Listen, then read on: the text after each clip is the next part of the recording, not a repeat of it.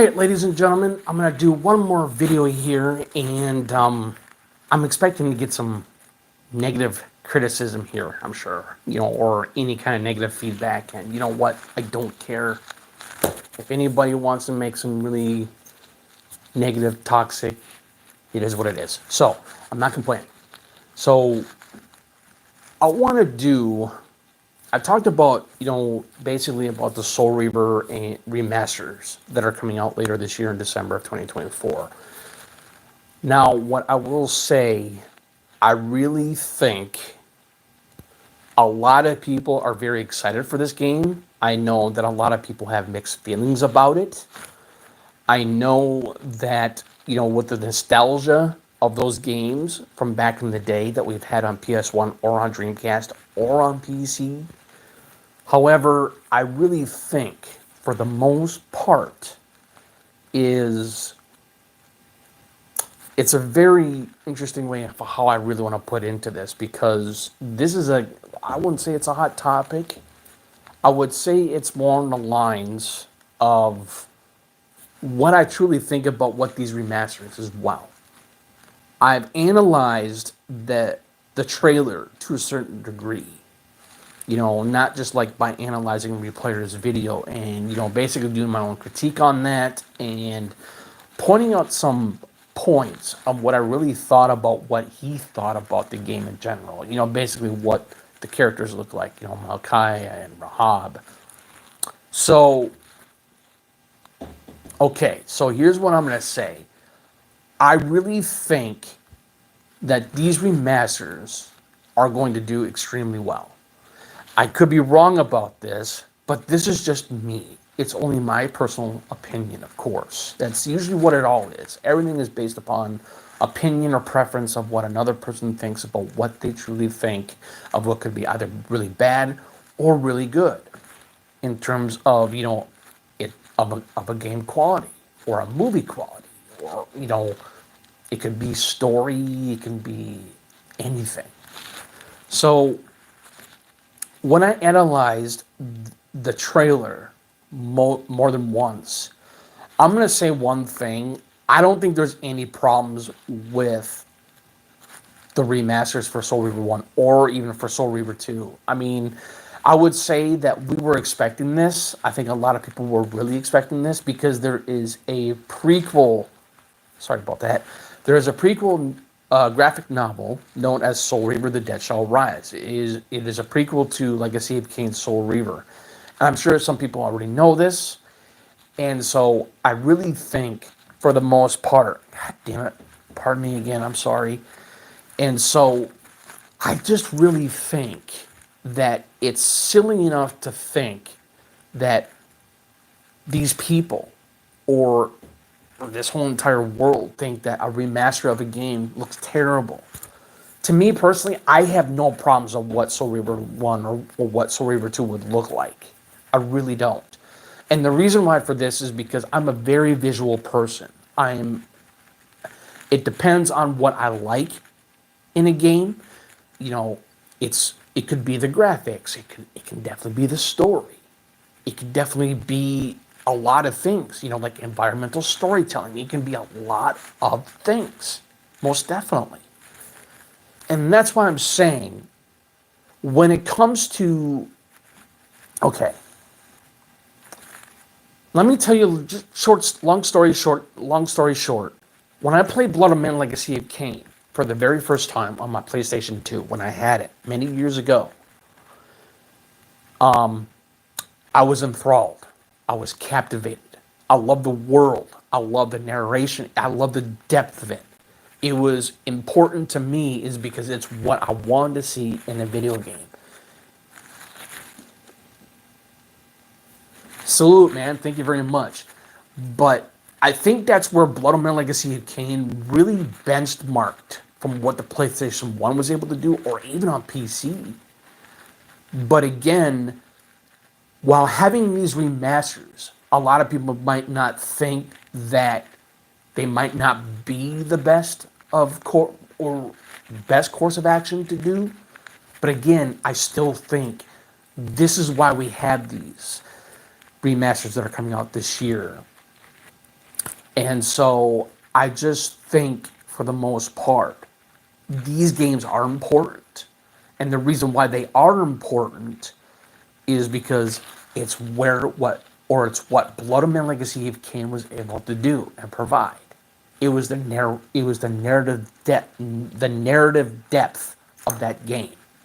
It was the dark tone of atmosphere, its aesthetics, the gameplay.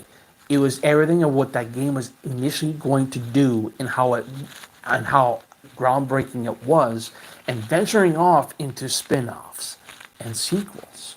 Soul Reaver 1 and Soul Reaver 2 were actually, well, Soul Reaver 2 was a sequel to Soul Reaver 1. But Legacy of Kain Soul Reaver 1 was in fact a spin-off game, but it is still part of the Legacy of Kain series. You know, we've had Blood and Man 2 Legacy of Kain. That was part of the series as well. So that's a duh. So my apologies on that. So again, I think what made the series as a whole the most important and the most pinnacle ways of what deep storytelling, of character development, the progression system with Kain and Mortanius, the Pillar of Death, the Guardian of the Pillar of Death, and Mobius, the Time Streamer, he symbolized the Pillar of Time. It's fascinating to where what this series was able to do, and that's why Blood of Man Legacy of Kain went down to the core of its chassis of a game like it is, and bringing that legacy up from to Soul Reaver, Soul Reaver 2, Blood of Men 2, and then Legacy of Kain Defiance. I mean, these games were the pinnacle of their time. And that is why we are getting the remasters for Soul Reaver 1 and Soul Reaver 2, is because what I understand as well for these games that are remastered for coming out this year, they were like, a lot of people loved them. A lot of people loved them to their own unique way, because it was the story and it was the perspective from Raziel's point of view.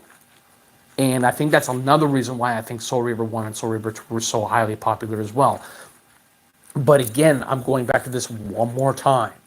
Soul Reaver 1 and Soul Reaver 2, they just showed off different types of environments from what Blood and Man Legacy of Kain was able to do.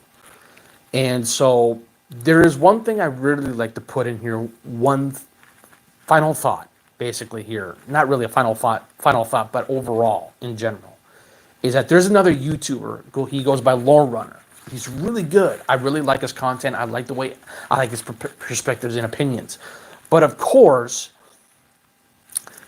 here's one thing what I really like about him though, is that he really dives deep into a specific type of game. He wants to know, he knows what he's doing, he knows what he wants to talk about, and that's great. I think that's what's the most important thing, especially if you know what games that you are going to really talk about. And there was one Legacy of Kain video that he did it on. I believe it was Blood of Man Legacy of Kain. That's right. And he was saying that the Pillars of Nosgoth were not just they were the crux of the whole entire world of Nosgoth in the whole entire series. But he said, and I may quote, that they weren't greatly important. I'm going to say it right now. He's wrong. He's totally wrong.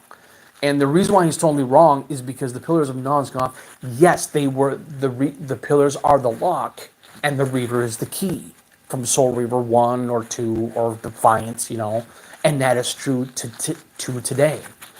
But again, that is where like I said again, that's where he's wrong, because the Pillars of Nosgoth are the crux. They are the important embodiment of the world of Nosgoth. And that's why I'm saying, that's why I love this series so much. I think this series is fascinating. It's one of the best I've ever played, dude. And that is where Blood of Man Legacy of Kain really changed my perspective on games, prospectively and perceivably. And so I think that's where Soul Reaver, and then when it went into Soul Reaver 1, then Soul Reaver 2, and then Blood and Man 2, and then Legacy of Kain Defiance, they all had their own unique stories, but they were all intertwined into one specific world, which is Nosgoth. And they were all focused on the Pillars of Nosgoth as well. And I just think that it's silly enough to say that the Pillars of Nosgoth are not important. They are. Because, like I said again, one more time, so I intend to repeat myself here, they are not just the crux, but they are important to the world of those fantasy games. They are. Because it's not just because the Pillars are the lock and the Reaver is the key from Legacy of Kain Defiance or Soul Reaver 2. It's where this whole entire series as a whole, or saga, is. It's the reason why they were so magnificently well done. They were well played. The structure of the whole entire game series as well. The voice acting was Shakespearean in a very unique way, and that's why I love that game so much. And I will say, I'm not nitpicking here either. I think by remastering, now going back to this one more time again, so my apologies. I think that by going to remaster Soul Reaver 1 and Soul Reaver 2 like they are,